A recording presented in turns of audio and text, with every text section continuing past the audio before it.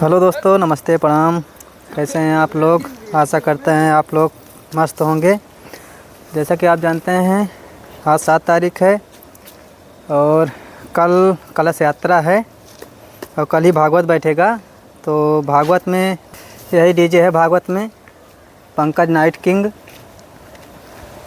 ये घर का ही डीजे है दोस्तों। तो आइए इसका टेस्टिंग करवाते हैं।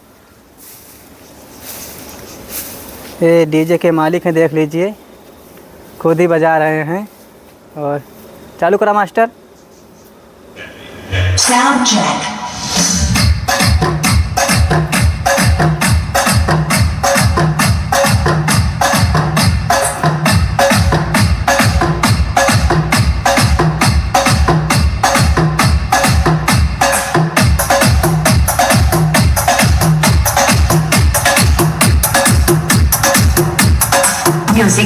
Music.